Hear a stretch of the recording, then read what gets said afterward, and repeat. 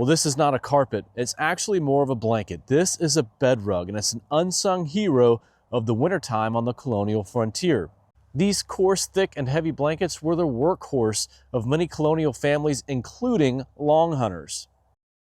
So stick around. We're going to crawl under the covers with this topic, and we're going to find out just what it means to be snug as a bug in a rug. On the colonial frontier, especially in cabins like this, bedding was precious. You might have a straw tick or a feather bed if you're lucky, but on top of that, a blanket and perhaps even one of these coarse woolen rugs. Now, in the mid-18th century, Samuel Johnson's dictionary defines rugs as, quote, a coarse, nappy coverlet used for mean beds. As a note here, mean would denote something derogatory like low rank, low stature, and perhaps even low quality. Now later, in 1828, the term rug seems to have gone from the bed to the floor, at least in some instances in America. Noah Webster defines a rug as, quote, a coarse, nappy woolen cloth used for a bed cover and, in modern times, particularly for covering the carpet before a fireplace.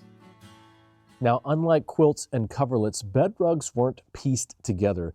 They were actually made from oftentimes yarn that would be scrapped or thrown away. It could be cut into these 3 or 4 inch sections called thrums and woven into the backer blanket itself. And what it produced at the end is an insulating quality that's quite like animal hair. And while it took a while to produce a blanket like this, it was perfectly suited for those beds that were far away from the warmth of the fireplace or the hearth, to include the bed of sailors out in the ocean. Now, the bed rug didn't begin in America. It actually began in places like the mountainsides and fields of Greece and other shepherd cultures, where people like my own grandfather tended to his flocks.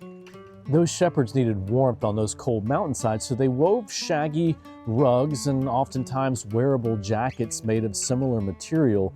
They could wrap themselves up in these things at night and sleep directly on the ground if they needed to. And the density of the weave itself would oftentimes turn the wind and the rain and the snow. And in the 1970s, the flocati rug from Greece became all the hit in American homes, including living rooms and bathrooms and bedrooms. But the origin of the flocati rug was not on American floors. It was on the backs of shepherds as they were enduring those cold nights. Now, back in the New World, that tradition of coarse, practical rugs came across the ocean with European settlers. Once here, it adapted. On the American frontier, a bed rug could be made at home or purchased. The McCorkle store in modern-day Dublin, Virginia, sold several of them in at least 2 different colors to people living along or heading to the frontier, including long hunters. Henry Skaggs was a noted long hunter and explorer who traveled across the Appalachians through the Cumberland Gap into places like Kentucky and Middle Tennessee. He even has Skaggs Trace named after him, which was one of the early American roads and paths used by settlers migrating west. Now, I found them to be mostly listed in October and November when the market was probably the highest. And you can oftentimes also find bed rugs in estate files, pension records, sales receipts, and other primary documentation from the 18th century. Now, if you've ever spent the night under one of these, you'll understand what it means to be snug as a bug in a rug. They are exceptionally warm. But also, unlike a quilt or a coverlet, you're not going to wash one of these too much. And this dense woven yarn provides many places for bugs to hide in. And on the less romantic side of the 18th century colonial frontier, good luck getting an infestation of bed bugs or lice or fleas out of one of these things once it happens. Now, according to the Merriam-Webster dictionary website, the phrase snug as a bug in a rug first appears from a late 18th century Shakespearean actor named David Garrick, who says that, quote, If she has the mopuses, I'll have her as snug as a bug in a rug. Later it said that Benjamin Franklin wrote a memorial to a squirrel named Scug. Here Scug lies snug as a bug in a rug.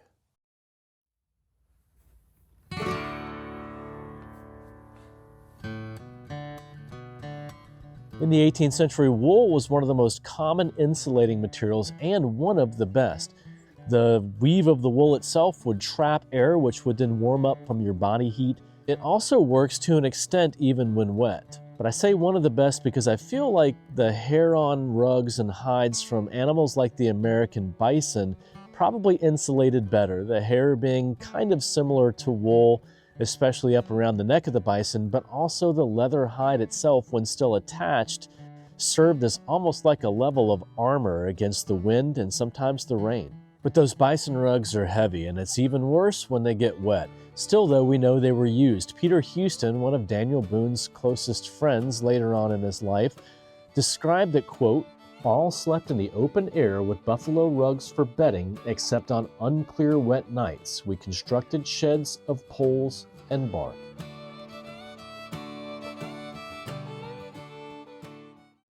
So imagine a 30-degree or worse night on the American frontier where you're sleeping in a cabin and the wind's ripping through those cracks and cold is creeping in. Something like a lone wool blanket just simply wasn't going to cut it. You needed something much bigger and much denser, like a bison robe or one of these bed rugs. And if you notice in Houston's quote, even the animal hide coverings he's talking about are referred to as rugs. So when you see the word rug, you should oftentimes be wondering, hey, was this actually something that we would consider today to go on a floor, or was this something that was actually an insulating bed cover? By the early 1800s, bed rugs began to fade away. Quilts, woven coverlets, and factory-made blankets took over the market, and the old woolen rugs that were worn out were either repurposed or forgotten. Now, the ornate ones in museums today are the rare survivors, and expensive survivors at that. They've become heirlooms and not quite the same thing as these more common bed rugs, the kind that actually saw life on the frontier in common households with common people. These types simply work themselves into obscurity. So at the end of the day, these bed rugs aren't just a textile, they're a story of adaptation. From the mountains of Central Europe to the hollers of Appalachia, people made comfort out of necessity using the resources they had at hand.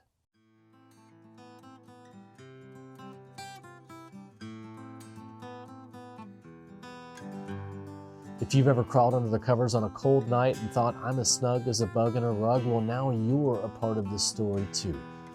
Now, I can't tell you how much I appreciate you spending your time with me once again. If you're new to the channel, please hit that like and subscribe button. Every little bit helps. And I'll see you next time on the Deerskin Diary.